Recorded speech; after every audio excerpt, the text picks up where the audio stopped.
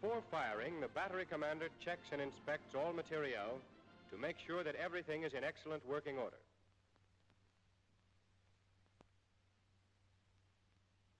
He studies the emplacement book and records of previous firings. Special attention is given to records of malfunctions, such as misfires. Careful attention to sources of past difficulties helps to prevent the recurrence of similar failures.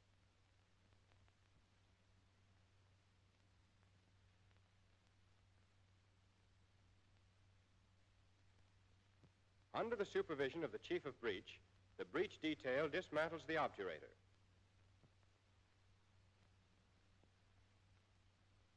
They clean and lubricate it.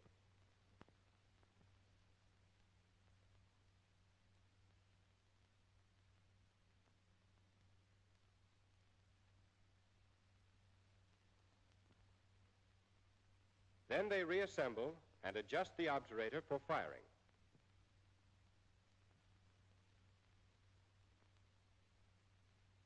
The gun commander supervises the refilling of the recoil cylinder. Oil is added to the cylinder until it overflows. Then the gun commander tests the firing mechanism of the gun. He makes sure that the safety features work properly, as explained in the training films on safety precautions.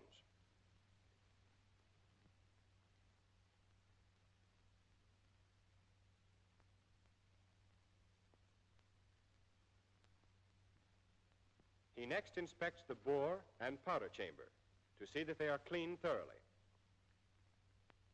The traversing mechanism of the gun is tested for freedom of operation. The gun commander determines that this freedom is assured in both directions.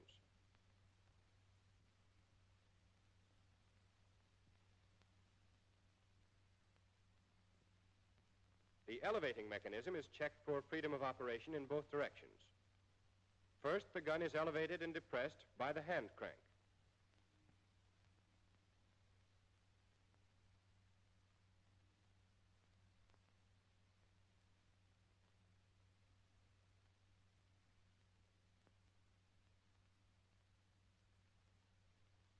Then it is elevated and depressed by using power.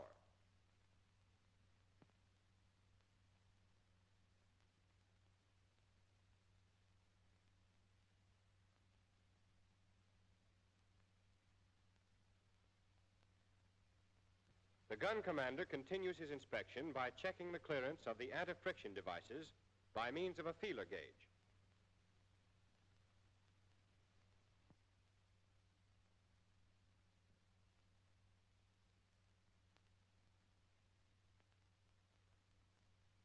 He supervises the oiling to see that nothing is overlooked.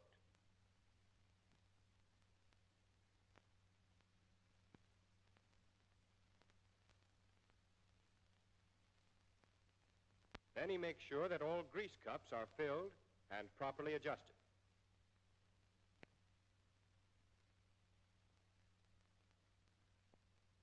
On guns using case 2 pointing, the gun pointer would now check the sight. If it needs adjustment, he sees that the necessary steps are taken.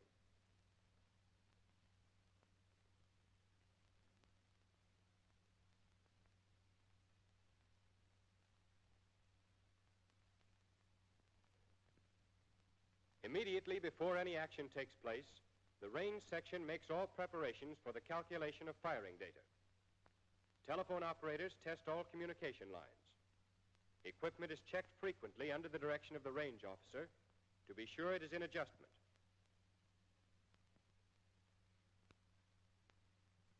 Meteorological observations are made and the data recorded by an operator at the meteorological station.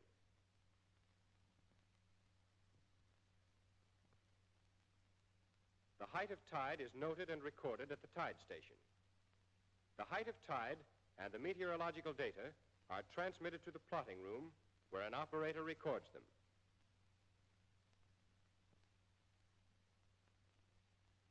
The battery executive transmits all data regarding weights of projectiles to the range officer.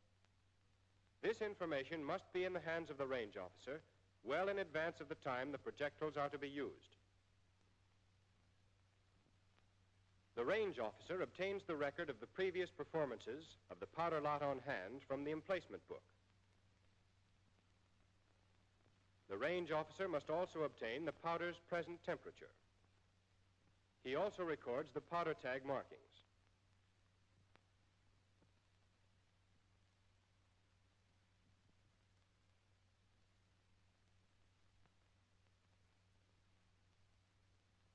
The range officer determines beforehand the muzzle velocity to be assumed with any combination of projectile and powder charge likely to be used. Whenever possible, the battery commander gives to the range officer advance notice of the combination that will be used. The battery commander gives the same information to the battery executive.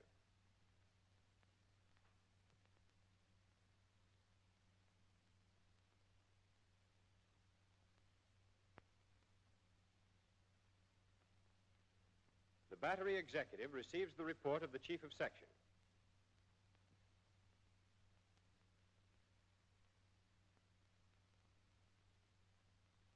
Satisfied that the section is ready for firing, he reports to the battery commander.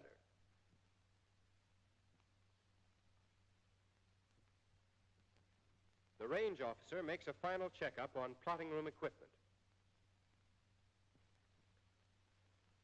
When he is certain that everything is in order, he makes his report to the battery commander.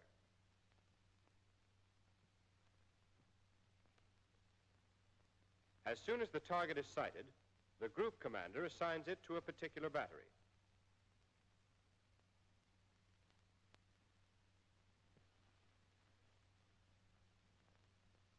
The commander of that battery receives the order and, in turn, assigns the target to the various elements of his battery.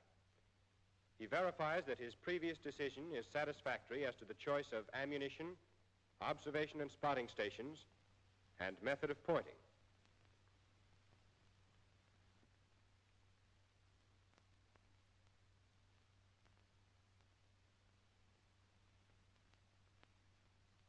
As soon as the assignments and the decisions are made, the range section immediately begins to operate the equipment. The prime object of the range section is to determine the range and azimuth at which the gun must be set for firing at a particular instant.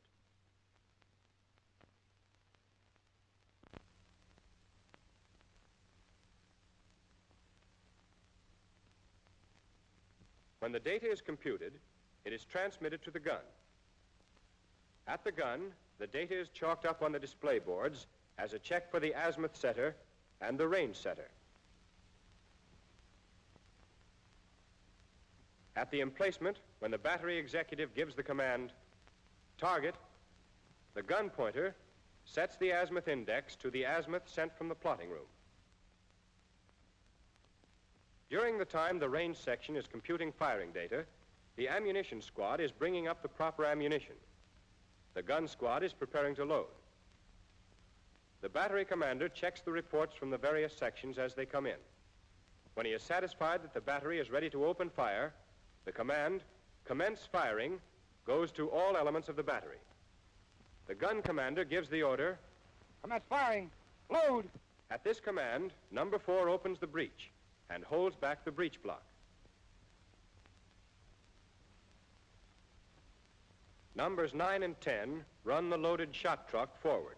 The chief of breech and numbers 1, 2, 11, 12, 13, 14, and 15 man the rammer. Number 1 places the head of the rammer against the base of the projectile while the truck moves forward. Other men in the rammer detail follow the truck. When the truck strikes the face of the breech, number 10 sets the brake. In one motion, using the greatest possible force, the rammer detail seats the projectile. They move back far enough to allow the powder to be served.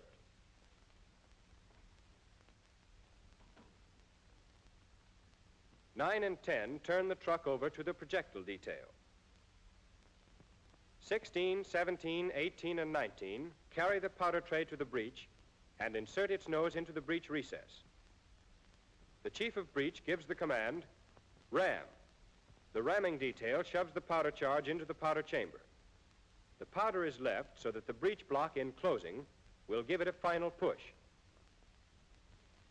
Numbers 11, 12, and 13 carry the rammer back to its position and stand ready to ram the next shot.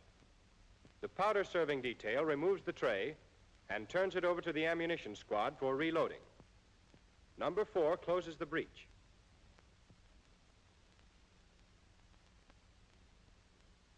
After the breech is closed and rotated, number 3 inserts an electric primer.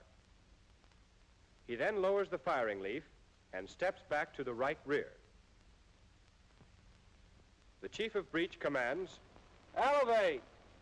The range setter elevates the gun.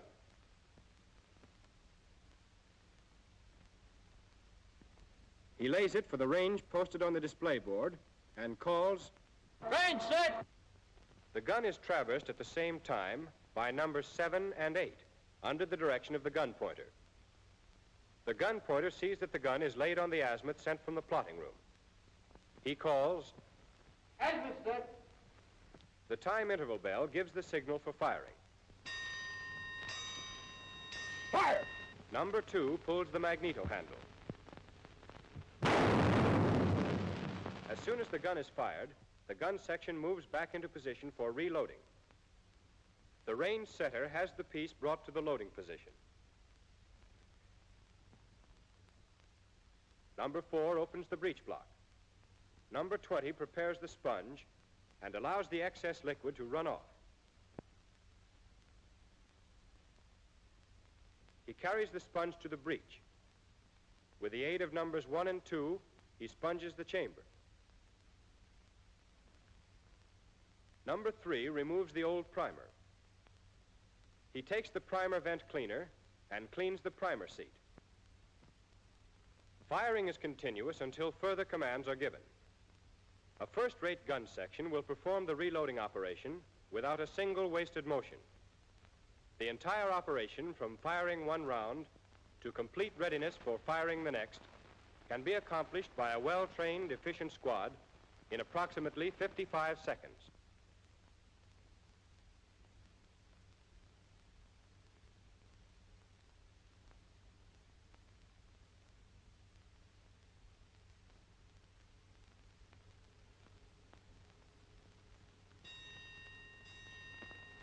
Fire!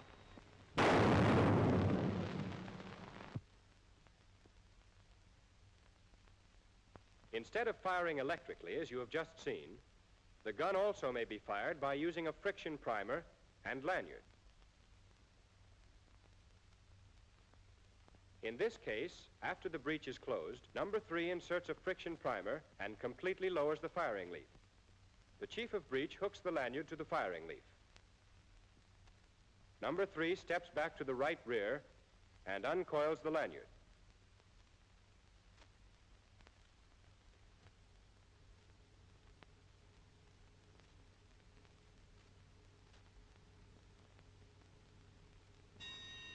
At the command, he pulls Fire! the lanyard.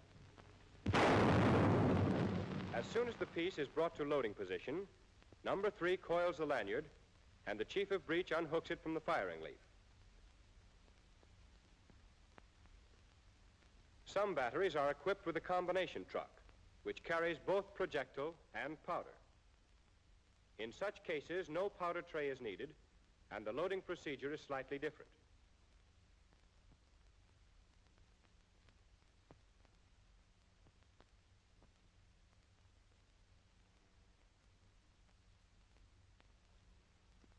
After the projectile is rammed home, numbers 16, 17, 18, and 19 shift the powder charge into position for serving. The powder is rammed home, and the truck is turned over to the ammunition squad for reloading. After the breech is closed and locked, the primer is inserted. The new range and azimuth are set. At the proper TI bell, the gun is fired. Fire!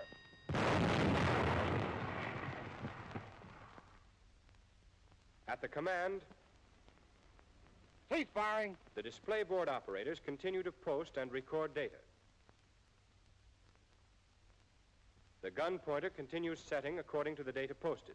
Numbers 7 and 8 continue to traverse the piece, while all other men at the gun stand by awaiting further orders.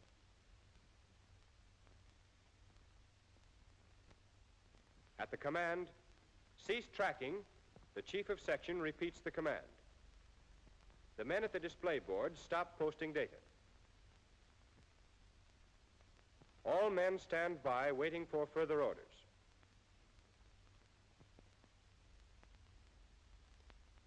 The range section ceases operations.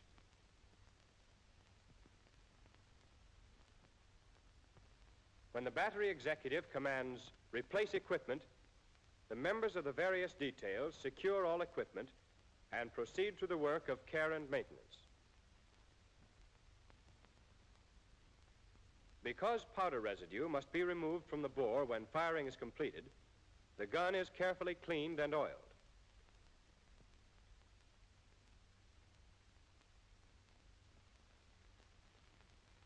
When cleaning and oiling is finished and the breech block closed, numbers 1 and 4 cover the breech.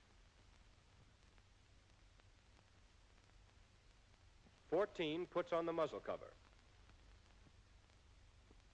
All equipment is replaced, materiel is secured, the emplacement is policed.